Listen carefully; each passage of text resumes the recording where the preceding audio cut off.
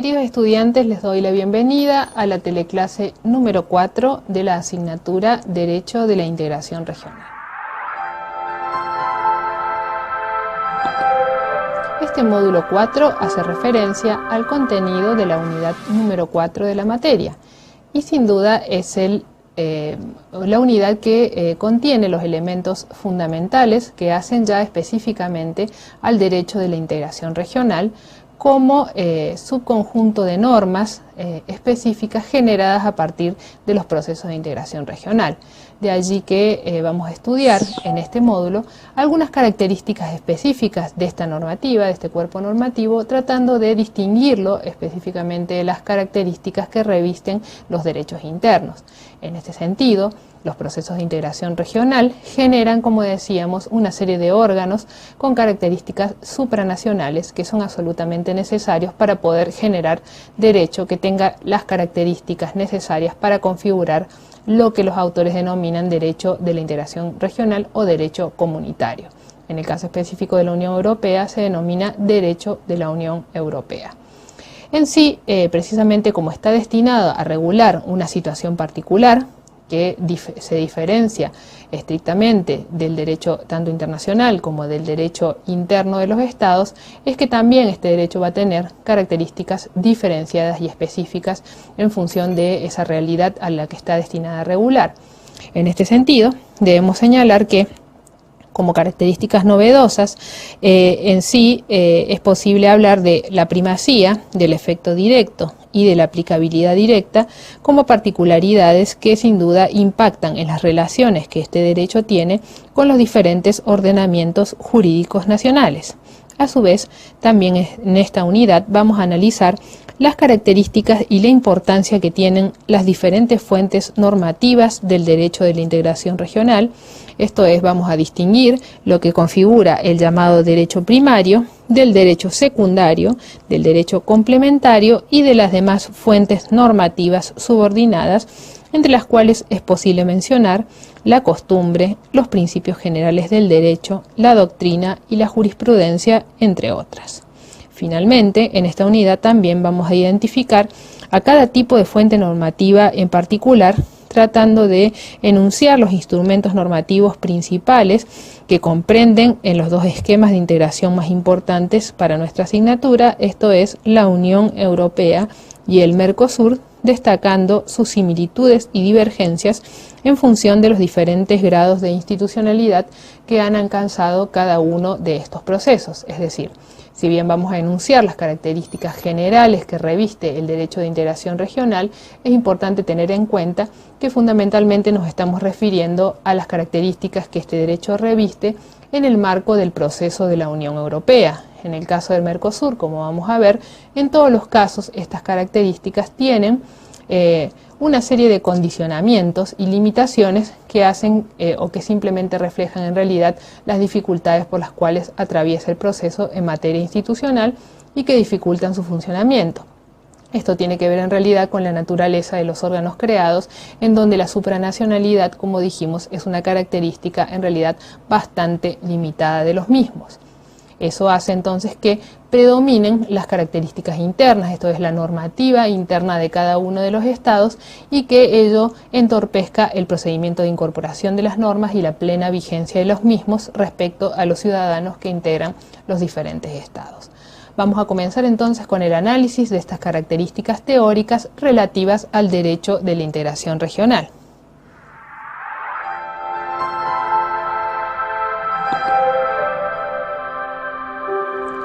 Como características generales de este derecho, es posible señalar que evidentemente no se trata de un derecho externo, tampoco es derecho internacional, ni un derecho que se encuentre fuera del ordenamiento jurídico. Por el contrario, el derecho de la integración regional se supone que integra el encuadre normativo del derecho de cada uno de los estados y forma parte de su pirámide jurídica. Se entiende que tiene una naturaleza supralegal, esto es, que tiene una jerarquía reconocida que permite suponer su primacía por encima de las normas internas. Vuelvo a repetir, esto es como un carácter teórico que se le asigna a este derecho para ser considerado tal, coronando entonces la jerarquía normativa de los diferentes ordenamientos internos. Además, evidentemente es un plexo de normas, un conjunto de normas jurídicas cuyos sujetos activos y pasivos son tanto los Estados miembros como los ciudadanos de manera directa. Esto es, en este sentido, el derecho de la integración regional se supone que apunta a regular los comportamientos y acciones y a prever mecanismos que se aplican tanto a los estados que conforman el proceso como así también a las personas que residen en sus respectivos territorios. Además, el presupuesto principal de este derecho de la integración regional está dado por la creación de nuevas entidades de composición intergubernamental, pero fundamentalmente con características de supranacionalidad. Esto es indispensable para poder hablar de derecho de integración regional la existencia de órganos supranacionales que tengan la capacidad para imponer a través de diferentes normativas que configuran el llamado derecho secundario, las decisiones adoptadas en el marco de estos organismos que obligaran tanto a los estados como a sus ciudadanos, sin que sea necesario en general ningún procedimiento específico para la incorporación de las normas, o por lo menos que tales procedimientos no constituyan un obstáculo para la plena vigencia de las normas que integran el derecho de la integración regional. Es decir, aquí la clave lo constituye sin duda la cesión de la soberanía a los órganos supranacionales que conformarán entonces una entidad distinta, dotada de capacidad y personalidad propias, con la posibilidad de imponer, como decíamos, decisiones que sean acatadas directamente por los estados, para eventualmente también imponer obligaciones a través de diferentes mecanismos o actos jurídicos típicos y atípicos a las personas que, tanto físicas como jurídicas, que residen en cada uno de los territorios de los estados. Esto es clave para la caracterización del derecho de la integración regional y sin duda supone una nueva visión respecto a la soberanía de los estados, un concepto que alude más a la idea de una soberanía divisible por materias, en cuanto que se entiende que en el marco del proceso de integración regional lo que ocurre es una delegación de poderes o facultades soberanas en determinadas áreas específicas que son necesarias para la profundización o consolidación del proceso de integración y que por consiguiente dejan de estar en manos de cada uno de los estados. Por el contrario, los estados, por supuesto, conservarán todas las potestades o facultades soberanas que no han delegado en el proceso de integración e inclusive tendrán un poder residual en las materias delegadas. Esto significa entonces que el proceso resultante, o mejor dicho, la institución resultante de la integración de los diferentes estados que la componen, tiene como consecuencia la conformación entonces de órganos con capacidad y personalidad autónomas que siempre pueden imponer normativas específicas, como así también sanciones a través de los procedimientos judiciales pertinentes. Son tres las características esenciales que los autores destacan, con diferentes nombres en realidad, para aludir a las especificidades propias de este derecho de la integración regional. En primer lugar tenemos la primacía. Podemos definir a esta característica del derecho de la integración regional como la superioridad en cuanto a jerarquía que tienen las normas comunitarias sobre todas las normas de derecho interno de los Estados miembros. Esta primacía, para que pueda funcionar como tal, tiene que ser incondicional y absoluta, en cuanto que si los Estados miembros, a través de actos unilaterales posteriores, pudieran poner en tela de juicio una norma comunitaria, evidentemente ello generaría una situación de desconfianza que puede llegar a poner en peligro la existencia misma del bloque regional. El fundamento que tiene esta primacía en cuanto a característica de las normas comunitarias es la cesión de la soberanía que dijimos que los Estados miembros realizan a favor de las instituciones regionales. Esta cesión solamente es posible en el caso de que dotemos de superioridad jerárquica a las normas comunitarias en materias que son específicas de su competencia. La primacía, evidentemente, revestirá características diferentes de acuerdo a que estemos considerando el marco del Mercosur o de la Unión Europea debido a las diferentes instancias de profundización del proceso de integración regional en el que se encuentran implicados. Así vamos a ver que en el caso de la Unión Europea el reconocimiento de la primacía data de varias décadas y ha sido instaurado a partir del accionar de la jurisprudencia, específicamente del Tribunal de Justicia de la Unión Europea, a través del caso Flaminio Costa contra Enel, en el cual precisamente este Tribunal de Justicia marcó los lineamientos esenciales del principio, reconociendo que los órganos creados por el proceso de integración tenían una autonomía propia, que la Unión en sí misma tenía una personalidad independiente de sus Estados miembros y que tenía la posibilidad de dictar normativas que por supuesto fueran obligatorias para los Estados y que de ningún modo los ordenamientos internos podían establecer cuestiones que vayan en contra de lo establecido por la normativa comunitaria. Esta primacía en el ámbito de la Unión Europea está reconocida inclusive respecto a las normas constitucionales, es decir, las normas comunitarias, aún las de derecho secundario, serían superiores a las normas de las constituciones nacionales, lo cual sin duda es una cuestión muy álgida en cuanto a que supone realmente un cuestionamiento a las capacidades soberanas de los estados, es decir, es una de las manifestaciones o de los síntomas más evidentes de la cesión de la soberanía, y por eso es que generan numerosas dificultades interpretativas aún hoy en día, que demuestran también la novedad y la consolidación progresiva que va adoptando este derecho en el marco, ¿no es cierto?, de los ordenamientos jurídicos. En sí, la primacía supone evidentemente que la normativa comunitaria, sea de derecho primario o de derecho secundario, va a ser de aplicación obligatoria por parte de los diferentes tribunales, tanto por parte del sistema judicial que conforma la solución o el procedimiento de solución de controversias en el marco de la Unión Europea, como por supuesto por los mismos tribunales nacionales. Este derecho, cuando hablamos de derecho comunitario o derecho de la Unión Europea, para ser más precisos, evidentemente estamos comprendiendo tanto al derecho primario, que está constituido por los tratados fundacionales, el Tratado de la Unión Europea y el Tratado de Funcionamiento de la Unión Europea, como así también los diferentes tratados que han ido modificando el proceso de integración, como el caso del Acta Única Europea, el Tratado de Maastricht, el Tratado de Ámsterdam, el Tratado de Niza y el Tratado de Lisboa, para hacer una rápida enumeración simplemente de los principales, como así también está conformado por los diferentes tratados de adhesión de los Estados miembros y todos los otros tratados o acuerdos que hayan sido dictados como complementarios a los tratados de modificación de la Unión. El derecho secundario, por su parte, está conformado por las diferentes directivas, resoluciones, decisiones, es decir, todos los actos típicos, como así también aquellos actos atípicos que están receptados en los tratados fundacionales, que pueden emitir los órganos comunitarios que integran, ¿no es cierto?, el sistema institucional de la Unión Europea. Derecho primario, entonces, y derecho secundario conforman lo que se da a llamar el derecho de la Unión Europea, que es el que goza de la primacía que se le reconoce entonces por encima de cualquier normativa del derecho interno de cada uno de estos estados. Como decíamos,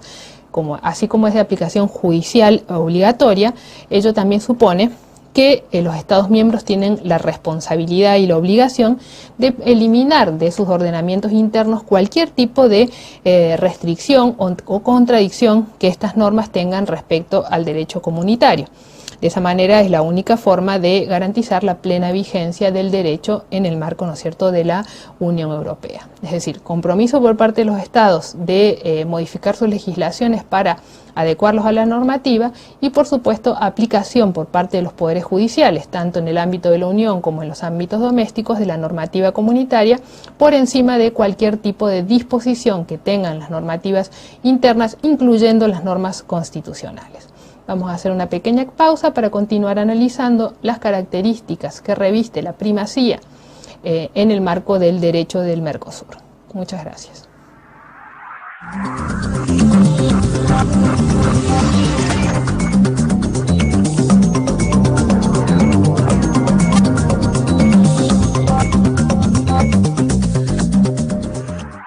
Vamos a continuar analizando entonces las características que reviste la primacía en el marco del Mercosur.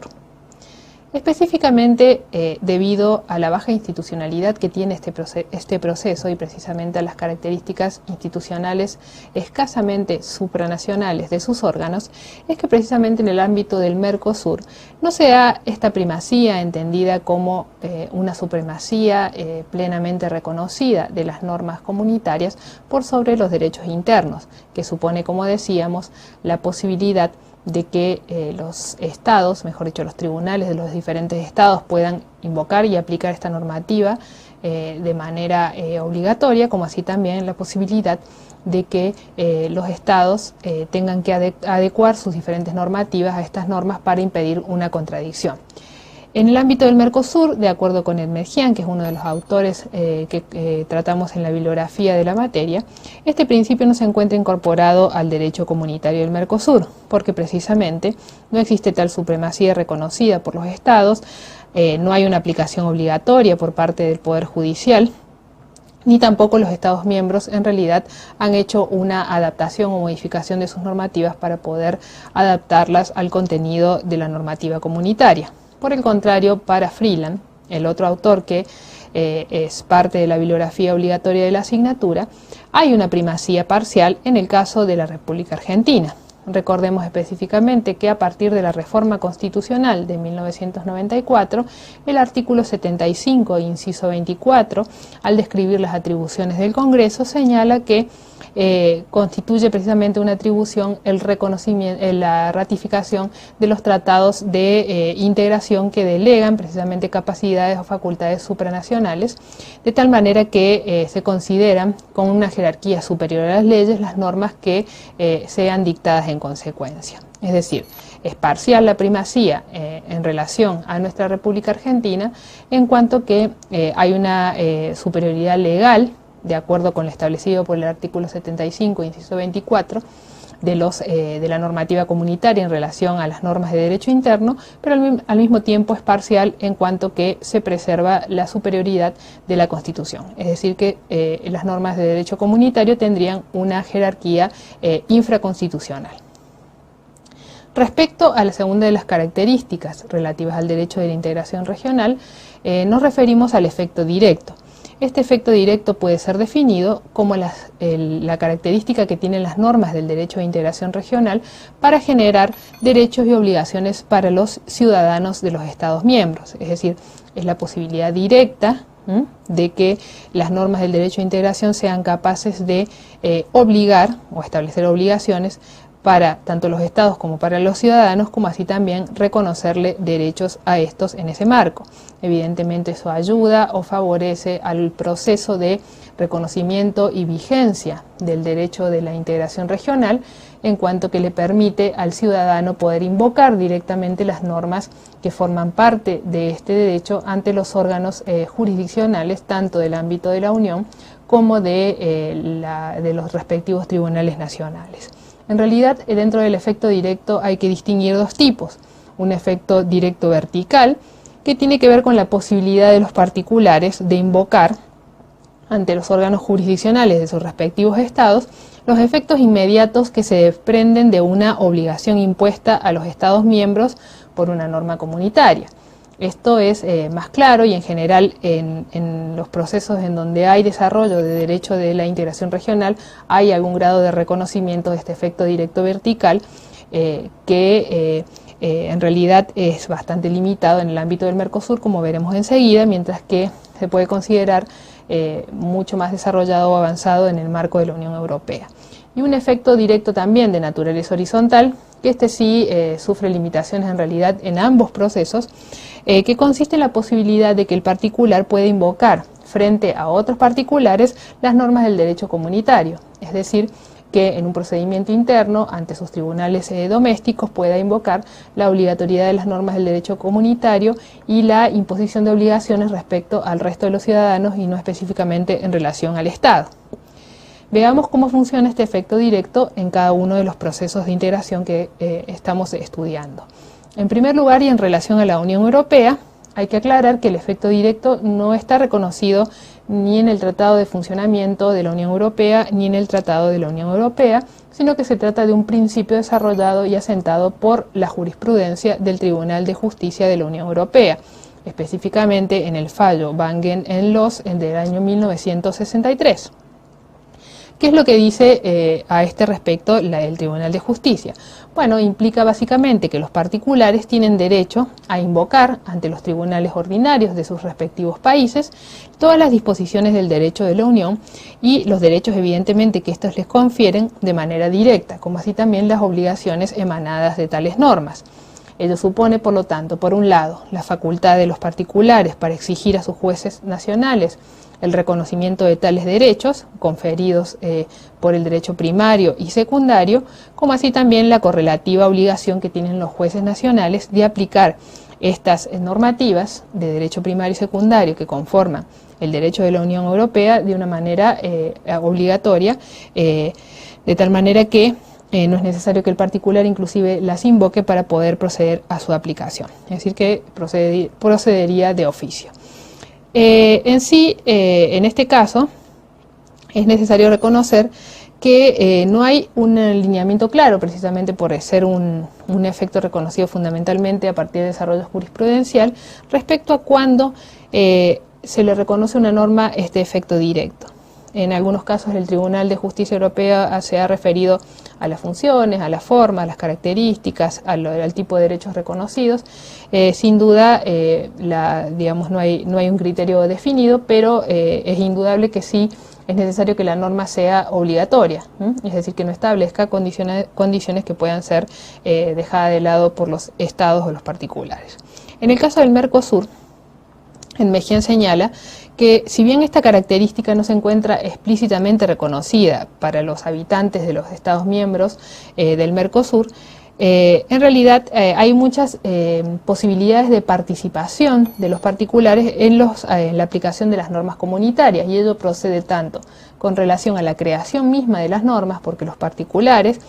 o las organizaciones que los representan pueden formar parte de las diferentes comisiones y subgrupos que trabajan en el marco de la actividad del Grupo Mercado Común, que es donde se elaboran precisamente gran parte de los lineamientos que luego serán adoptados por el Consejo Mercado Común y por el mismo Grupo Mercado Común, como así también participan los particulares en el proceso de solución de controversias. Hemos analizado en el módulo anterior precisamente cuándo proceden los reclamos contra particulares, que tienen que ver básicamente con violaciones por parte del Estado de las normas del derecho comunitario del Mercosur. Es decir que, tanto en el ámbito de creación como en el ámbito del procedimiento de solución de controversias, hay reconocida un efecto directo muy limitado a los particulares, es decir, a los ciudadanos de los diferentes Estados miembros del Mercosur. Freeland, por su parte, reconoce sin mayores discusiones que las normas comunitarias en el ámbito del Mercosur también tienen un efecto directo, porque tanto el derecho primario como secundario crean derechos y obligaciones para los Estados miembros y sus ciudadanos que los poderes internos del Estado tienen la obligación de garantizar. En realidad es un poco cuestionable esta afirmación tan tajante, en cuanto que no hay normas comunitarias que específicamente reconozcan tal efecto, y de hecho es bastante dificultoso para los particulares la alegación de estas normas en el ámbito de los procedimientos judiciales domésticos, y los jueces evidentemente no aplican estas normas de oficio ni tampoco las confieren en base a estas normativas derechos específicamente reconocidos por ellas. Es decir que en el ámbito del Mercosur las restricciones que se le reconocen al efecto directo son mucho mayores. En cuanto al tercer efecto o característica propia del derecho de la integración regional, nos encontramos con la aplicabilidad directa. ¿Qué se entiende por tal concepto? Básicamente, la idea de que las normas del derecho de la integración regional se incorporan de manera automática a los ordenamientos jurídicos internos o locales de cada uno de los Estados miembros, sin que resulte necesaria ninguna norma de derecho interno que las adopte. Es decir, si bien puede haber algún mecanismo previsto para la incorporación, es necesario que las mismas les sea reconocida una obligatoriedad sin necesidad de que se dicte una norma específica de derecho interno que recepte el contenido de esa normativa comunitaria para que recién en ese momento la norma tenga realmente carácter obligatorio en el marco del ordenamiento jurídico de cada Estado. Ello supone entonces, en definitiva, la adopción de la teoría monista en la relación entre el derecho externo y el derecho interno, desechando el dualismo, es decir, que la normativa comunitaria forma parte de la misma estructura jerárquica en donde las normas internas evidentemente se encuentran en una relación de subordinación. Esto tiene que ver también con la característica de la primacía en relación a la normativa comunitaria. Por lo tanto, se entiende que la normativa comunitaria integra el ordenamiento jurídico del Estado, no es algo aparte o separado que requiera de una norma nacional o de una norma de derecho interno para su incorporación, que es precisamente lo que permite distinguir a la teoría monista o al sistema monista frente al sistema dualista, que considera que el derecho interno y el derecho internacional, o el derecho, en este caso de la integración regional, constituyen ordenamientos separados y que para poder incorporar el segundo al primero, indefectiblemente se requiere el dictado de una norma de derecho interno. Las normas primarias y derivadas del derecho de la integración regional deben ser aplicadas en consecuencia por los poderes de los Estados miembros, no pudiendo estos invocar razones de derecho constitucional para abstenerse de hacerlo. Es decir, no pueden alegar en este contexto que sus normas constitucionales prevén procedimientos distintos o diferentes para la incorporación de las normas internacionales o de las normas emanadas de los órganos comunitarios en este caso. ¿Cómo funciona esta característica en el ámbito de los procesos que estamos analizando? En el caso de la Unión Europea, el derecho de la Unión Europea, como sabemos, se integra de una manera automática en los ordenamientos jurídicos de los países miembros, es decir, no hay ningún tipo de procedimiento o fórmula especial que haya que seguir en los ordenamientos domésticos para que la normativa comunitaria, y estamos hablando tanto del derecho primario como secundario, pase a formar parte de los diferentes ordenamientos jurídicos internos. Ello a su vez implica que no se puede tratar de evitar la normativa comunitaria basándose en un eventual conflicto que pueda surgir con el procedimiento de recepción del Estado en cuestión. Es decir, no es alegable en este contexto, en el marco de la Unión Europea, la posibilidad de que la norma no se encuentre vigente porque aún no se han cumplido los procedimientos o pasos para que la misma haya sido incorporada al ordenamiento interno. Es decir, por el solo hecho de haberse cumplido con el procedimiento previsto para la sanción o elaboración de la normativa en cuestión, cualquiera que sea la característica que está revista, se entiende que la misma ya es obligatoria per se, tanto para el Estado como para los ciudadanos, en la medida, por supuesto, que le reconozca a estos un efecto directo. Eso tiene que ver con la otra característica que hemos analizado en segundo lugar. Finalmente, y en relación con el Mercosur, aquí también esta característica sin duda reviste particularidades específicas derivadas, ¿no es cierto?, del grado de avance del proceso. Aquí vamos a distinguir nuevamente las opiniones de Edmejian y de Freeland. ¿Qué es lo que dice Edmejian? Fundamentalmente que si bien las normas comunitarias no tienen esta característica en nuestro país, de todas maneras se ha adoptado la teoría monista. Esto es, no hay un reconocimiento expreso en materia de normativa digamos, del ámbito comunitario, pero de todas maneras, en el caso específico de nuestro país, y sobre todo a partir de la modificación de las posturas de la Corte Suprema de Justicia de la Nación, en el caso de Edmejian en el año 92, y que ha sido reforzada en el año 93 en el caso Fibraca, lo que ha ocurrido es evidentemente un proceso por el cual se ha pasado de un dualismo a un sistema monista, y específicamente a partir de la reforma del 94 se consagra especialmente un sistema monista con predominio de las normas internacionales, y se reconoce expresamente el carácter supralegal que dijimos tenían las normas comunitarias, es decir, las normas que han sido dictadas en consecuencia de los tratados de integración celebrados y que han sido aprobados por el Congreso. Es decir, que es un primer paso, sin duda, esta adopción del sistema monista para la aplicabilidad directa que supone, ¿no es cierto?, la falta o la no necesidad, mejor dicho, de un procedimiento específico de incorporación de normativas comunitarias al ámbito doméstico. De todas maneras, en la práctica, sin duda, todavía las normativas comunitarias requieren de su ratificación por leyes de los respectivos congresos de los miembros que integran el Mercosur para su plena vigencia. Lo que sí se prevé en el caso del protocolo Euro-Preto es un procedimiento para la vigencia simultánea de las normas. Esto es, cuando los estados vayan cumpliendo los procedimientos necesarios en cada uno de los países para la incorporación o la vigencia de estas normas, se notifica a la Secretaría del Mercosur, y cuando se recibe la última de estas notificaciones se deja pasar un periodo de 30 días y a partir de ese momento entra en vigencia en todos los países al mismo tiempo, digamos como una forma de garantizar o de presionar a los estados para que cumplan rápidamente con los procedimientos que prevé cada una de sus constituciones para la incorporación o la plena vigencia de las normas comunitarias. Freeland, por su parte, señala que el derecho del Mercosur tiene aplicabilidad directa y que las normas secundarias o derivadas solamente requieren ser incorporadas cuando exigen un desarrollo posterior. Y en realidad, si estrictamente nos limitáramos a lo establecido por el protocolo de Euro-Preto, este específicamente señala en su artículo 42 que las resoluciones del Grupo de Mercado Común, las decisiones del Consejo y las directivas de la Comisión de Comercio en realidad son obligatorias para los estados parte y solamente es necesario poder considerar que se requiere un procedimiento posterior para su incorporación en el caso real de que sean normas incompletas o que necesiten